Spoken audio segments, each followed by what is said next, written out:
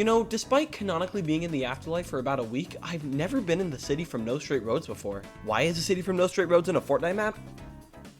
I don't know, you tell me. This city has almost everything. Walmart, Best Buy, generic sushi restaurant, and the Sonic Amateur Games Expo?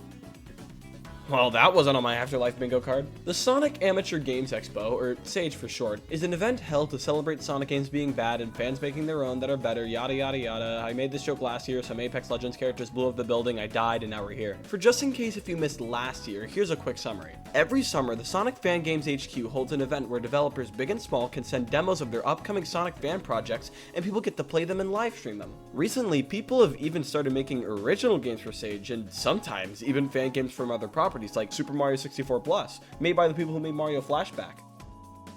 The fact that the Nintendo Ninjas haven't slaughtered this event is beyond me. 21 years of SAGE with no signs of stopping. Let's just hope that Sega doesn't get bought out by Nintendo so we can see the year 22. Oh wow, this is literally just the SAGE building from last year. The only difference is that there's no Sonic Battle R-Bar, instead we have the Sonic Rush 3D coffee shop.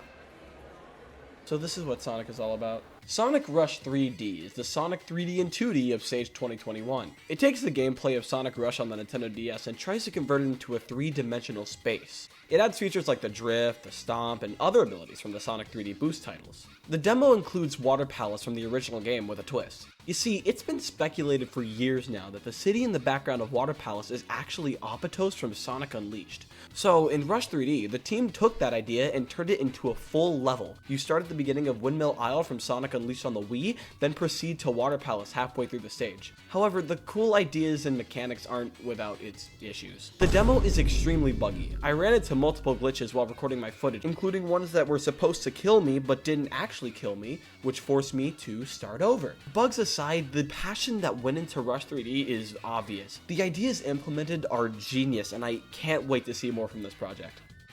Also, my name's kind of in the credits, so I gotta be biased.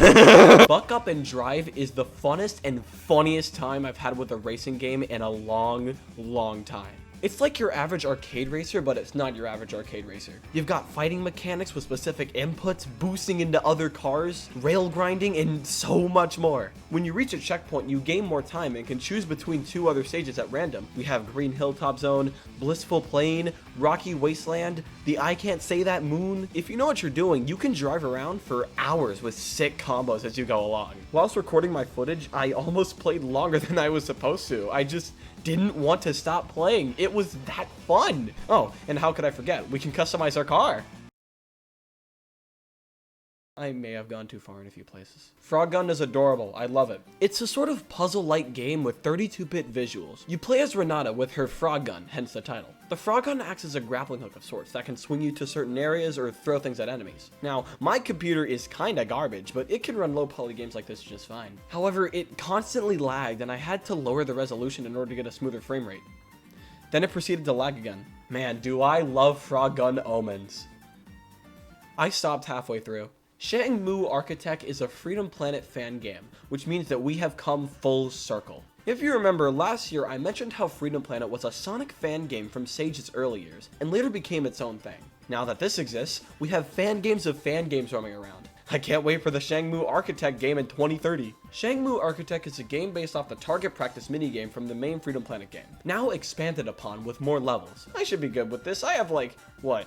3 copies of Freedom Planet, so this is gonna be pretty easy for me. Starting off the bat, I love the redesigns implemented here. I guess it's to show the transition from the first Freedom Planet game to the second, as the characters are older in the second game. Whether that's the case or not, it's cool to see. Like I said before, the game is based off the target practice minigame from the original Freedom Planet, but even without breaking the targets, it's still really fun to just run around these training rooms. There are exclusive stages for each character, stages that all the characters can run around in, and even a stage creator. Finally, I can make my own Freedom Planet stage. I made Sonic Forces. Sonic Momentum is a game that I've been seeing a lot of footage of in the past. Like the title suggests, it has momentum-based physics with a combat system that's based on said momentum. Playing it for the first time, the sprite work is well done. It references past games and puts its own spin on things, but the combat is where things drop for me. kind of. So you have the turbo mode from the advanced games, the spin dash from Smash Brothers, this mix of the homing attack and the light speed attack from Sonic Adventure, and controlling them feels off when you don't know what you're doing. When beating up badniks, I feel like I'm just spamming the A button to finish them off and then moving to the next area. Don't get me wrong, it's pretty satisfying to pull them off, but it gets boring after a while. After watching the 12-minute tutorial that's not in the actual game that should be in the actual game, why is this not in the actual game? I just had to find this on YouTube. I think I know what's going on. Okay, so you have to get to the turbo mode by gaining momentum, then you use the homing light speed attack thing while also doing the dash attack, and now you can use your enemies as platforms to reach higher areas and increase your ranking system on the combat. Yeah, no, 6 out of 10. Yeah, that last game left a sour taste in my mouth. I think that's my cue to go. Psst. Hey, I think I got what you're looking for. Is it better than Sonic Omens? Oh yeah, by a mile. Sonic and the Black Knight battle. This right here is the next evolution of mankind as we know it. Simply place it in that kiosk over there, and this entire expo will evolve to its next form. Okay, gotcha. Alright, after putting it in the kiosk, I think I see how this is going to be the next step in mankind. So, Scratch, we all know it exists. Whether that's a good thing or a bad thing is entirely up to you. It's a site where kids can learn to code whatever they like. You can animate, you can make games, or even put Sonic 4 music on the site. However, as far as I'm aware, Sage hasn't had proper Scratch representation. People have either used their own pre-made engine or something like Unity or Unreal. Until now, baby! Sonic and the Black Knight battle is the most complex game I've seen in years. The amount of playable characters, the movement, the combat, it's all on an entirely new level. If I don't see Sonic Rush 3D like this by the next demo, I'm going to be very disappointed. Sonic and the Black Knight battle is, without a doubt, the greatest game I've ever played, and will probably never be topped.